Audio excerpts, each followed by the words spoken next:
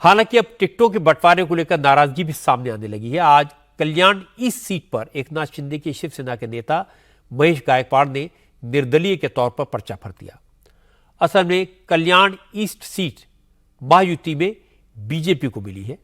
BJP ने यहां से सिटिंग एमएलए गणपत गायकवाड़ की वाइफ सुलभा गायकवाड़ को टिकट दिया है।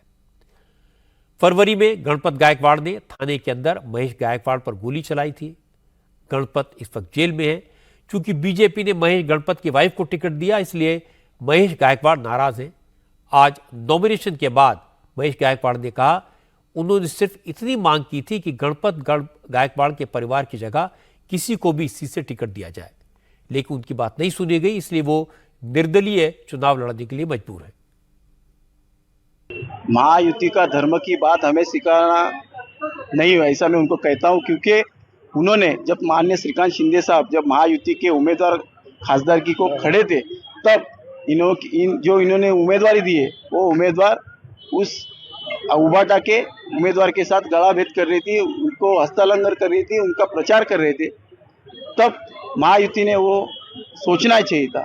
आज इस कल्याण पूर्व के जो दशा हुई, जो दुर्दशा हुई है, उसके बारे में सोचना चाहिए।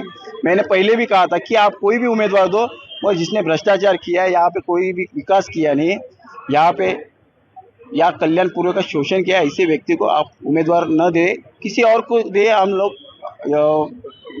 लोग सब काम करते थे। बगावत का झटका आज उद्धव को भी लगा। संभाजीनगर सेंट्रल सीट से उद्धव ठाकरे की पार्टी के उम्मीदवार ने चुनाव मैदान से हटने का ऐलान कर दिया। संभाजी नगर सेंट्रल सीट से उद्धव ठाकरे ने किशन चंद तनवानी को टिकट दिया था, लेकिन आज किशन चंद तनवानी ने एकनाथ शिंदे की शिवसेना के उम्मीदवार प्रदीप जायसवाल को सपोर्ट करने का ऐलान कर दिया। उन्होंने कहा प्रदीप जायसवाल उनके पुराने दोस्त हैं, वो नहीं चाहते कि हिंदू वोट बटे, एआईएमआईएम को इसका फायदा मिले, इसलिए वो अपना नाम वापस ले रहे हैं। मैंने आज ऐलान किया है कि मध्य से मैं लड़ूंगा नहीं बोल के। उद्धव साहब ने मेरे को उम्मीदवारी जाहिर की। 7 दिन से मैं पूरे शहर में घूम रहा हूँ, देख रहा हूँ। फिर 2014 जैसी मेरे को परिस्थिति दिख रही, 2014 की परिस्थिति फिर हो नहीं करके मैं इलेक्शन नहीं लड़ने वाला। तो क्या ये आपका दोस्ताना निभा रहे आप? दोस्ताना मैं ही निभा रहा हूँ और दोस्ताना उसने भी निभाने को होना था। 2014 में यही परिस्थिति हो गई थी। 2019 में उसको उम्मीदवारी मिली थी, हम लड़ रहे थे साथ में, मैं उसके साथ में था। जब उसने कबूल किया था कि 2024 में मैं लड़ूंगा, अब वो पार्टी बदल लिया, एकनाथ शिंदे के गढ़ में गया हुआ, उधर से उसको उम्मीदवारी मिली हुई है। फिर 2014 की परिस्थिति इधर हो नहीं है शहर के अंदर करके मैंने माघार लिया है। असल में किशन चंद तनवानी 2014 के इलेक्शन की बात कर रहे हैं। 2014 के चुनाव में भी प्रदीप जायसवाल और किशन तनवानी आमने सामने थे। इसका फायदा ओवैसी की पार्टी को मिला और एआईएमआईएम के इम्तियाज जलील चुनाव जीत गए। इस बार एआईएमआईएम ने नासिर सिद्दीकी को मैदान में उतारा है, इसीलिए तनवानी ने कहा कि वो 2014 का रिपीट नहीं करना चाहते। लेकिन सवाल यह है कि उम्मीदवार तो पहले घोषित हो चुके थे। आज नॉमिनेशन के वक्त टाइम खत्म होने के बाद एक दिन पहले ही किशन चंद तनवानी को दोस्ती क्यों याद आई? हिंदू वोटों की फिक्र आज ही क्यों हुई? हकीकत है कि किशन चंद तनवानी का फैसला सियासी है और उद्धव को झटका देने के लिए लिया गया है।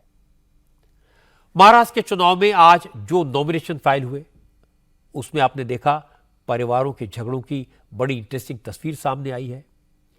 जिन अजीत पवार को शरद पवार ने बारामती में चुनाव जिताए, राजनीति सिखाई, अपना उत्तराधिकारी बनाया, अब शरद पवार उन्हीं अजीत दादा को अपने ग्रैंडसन से हरवाना चाहते हैं। वो बताना चाहते हैं कि पवार परिवार का असली दादा कौन है।